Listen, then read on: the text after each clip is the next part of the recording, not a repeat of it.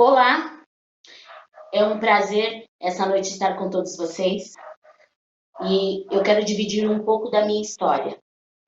Eu sou Edilene Gonçalves, eu tenho 49 anos, o meu apelido é Naná, um apelido lindo que eu adquiri desde criança e que no qual eu já consegui agregar no meu nome. E eu gostaria de dividir com vocês algumas das experiências que eu já tive em relação ao racismo. E essa noite será um prazer dividir com vocês. Numa certa feita, o meu pai trabalhava numa indústria e nessa indústria ele jantava e almoçava com um grupo de diretores e um grupo de mensalista, que era o grupo que ele fazia parte. E lá, alguma dessas pessoas comentaram com ele de um lugar, de um restaurante badalado, chique, aonde eles poderiam levar algumas pessoas e conhecer também um lugar no qual chamaria muita atenção, porque era um lugar assim fantástico na época. E o meu pai, então, como ele sempre gostou de dividir todos os sonhos dele com a família, ele nos ajuntou e nos levou um final de semana para conhecer este lugar. E ao chegar lá, nós tínhamos que pegar uma fila, porque haveria uma sequência para poder entrar nesse local. E naquele momento, o valet veio, pegou a chave do veículo nosso, guardou o carro, só que aí uma das pessoas, que eu acredito que seja um gerente ou um diretor deste local, perguntou quem era aquele grupo de pessoas que estavam lá. E se aquele grupo, qual era o carro que aquele grupo estava. E esse grupo era a minha família.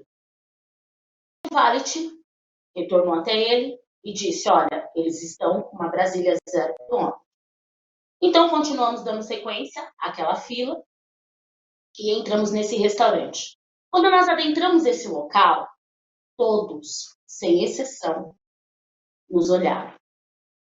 E ali passamos a ser observados em todos os atos que aconteciam lá dentro. Claro, isso de uma certa forma trazia um certo constrangimento. Até porque, qual era a diferença que estava ocorrendo ali?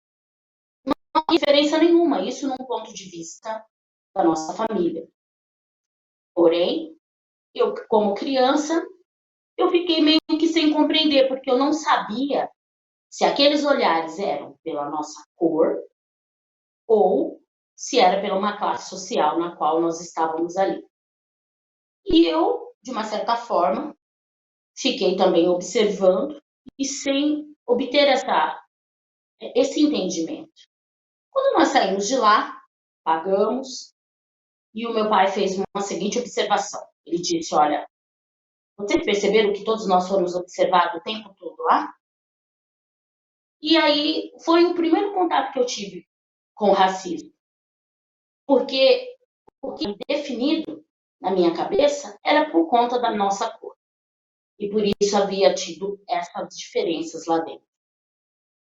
E não foi só essa experiência que eu tive. Tive várias outras experiências.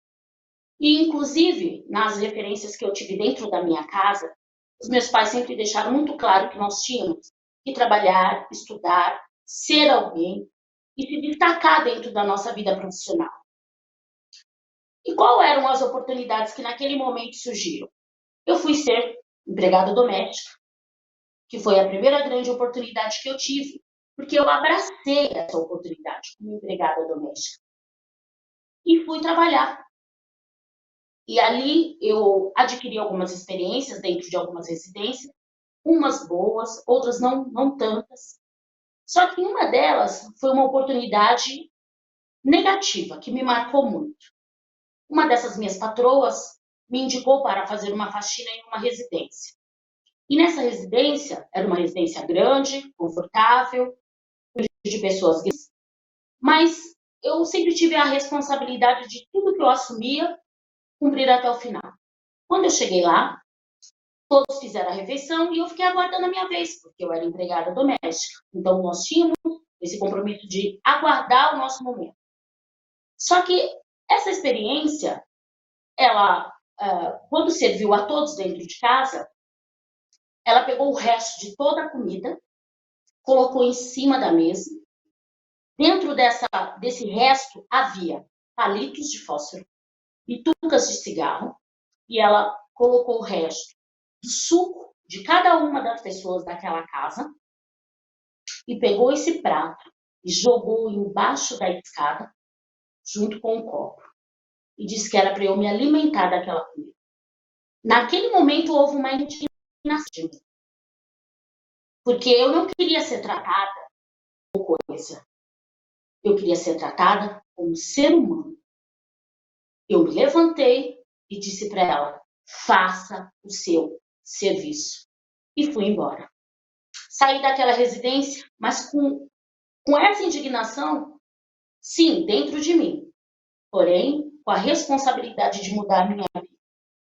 Saí de lá e coloquei dentro de mim que haveria uma resposta social. Haveria uma transformação dentro da minha vida. E a partir dali, voltei a estudar para que aquilo pudesse ser transformado a minha vida. E nesse mesmo período eu chamei a minha mãe, porque a minha mãe tinha parado na 4ª série, e disse para minha mãe: vamos voltar a estudar? A minha mãe resolveu, através dessa palavra, através também dessa indignação, voltar a estudar. E ela fez o supletivo, terminou o supletivo, e nós entramos no 2º grau. E fomos concluir o 2º grau. Se formamos juntas, como exemplo, uma para a outra. E eu sempre dizia para ela: mãe, eu tenho um sonho e eu vou realizar esse sonho profissional. Eu não sei bem direito o que eu quero ser, mas eu desejo ser engenheiro. E fomos, seguimos os nossos caminhos, lutando. Só que aí, nesse período, havia outros sonhos, havia outros desejos. E eu, então, fazia o que fazia parte desse desejo era se casar, ter filhos, se formar, crescer profissionalmente, entre outras coisas, que é natural do ser humano. E aí, dentro desse sonho, eu acabei me casando primeiro, antes da realização profissional e estudantil. Me casei, tive um filho, hoje eu sou mãe, houve essa realização. Só que aí, no meio do caminho, eu adquiri uma depressão. O meu casamento acabou e, infelizmente, diante disso, a depressão foi acumulativa e isso paralisou alguns dos meus sonhos, me trazendo uma grande tristeza e parou, simplesmente parou. Só que aí eu descobri dentro de mim uma força que eu não sabia que eu tinha. E aí o meu filho me disse: mãe, eu preciso de você. E foi através de uma palavra que eu me levantei e retomei os meus sonhos. Voltei a trabalhar, porque isso já tinha sido tirado da minha vida. E eu conheci um grupo no meio desse caminho. Um grupo que me convidou para panfletar no Farol. E eu fui panfletar no Farol, porque eu estava naquele período desempregada. E ali eu adquiri outras experiências. Uma força que eu não sabia que eu tinha, eu descobri no Farol. Só que ali, uma dessas idas e vindas no Farol, eu encontrei uma pessoa que também fazia parte do meu ciclo de amigos. E quando eu estava ali fazendo o meu trabalho com grande propriedade, uma das pessoas abriu o vidro, encheu a boca de saliva, cuspiu na minha cara. Eu, naquele mesmo momento, eu saí da onde estava esse veículo, fui para a calçada e lavei o meu rosto. Não para destruir o meu sonho, mas sim para construir e realizar aquilo que já estava dentro de mim. Lavei o rosto e firmemente me segui para o 2º carro. Foi quando a pessoa me disse: Você não tem vergonha de estar aqui? Eu respondi: não, por que eu teria vergonha? E dentro de mim, eu me lembrei: eu posso colocar um prato de comida dentro de casa hoje. Saí desse veículo e continuei o meu trabalho. E aí eu fiquei pensando: olha, quantos meus sonhos poderiam ser grandes. Transformei aquela situação naquilo que eu gostaria que realmente acontecesse comigo. A esperança da minha família e a transformação daquilo que eu acreditava. Nesse momento eu estava desempregada, conheci a Copercata e fui trabalhar como material reciclado, mas como cooperada, um segundo momento da minha vida. Lá surgiram outros sonhos e através daquele sonho me fez relembrar o que eu queria ser.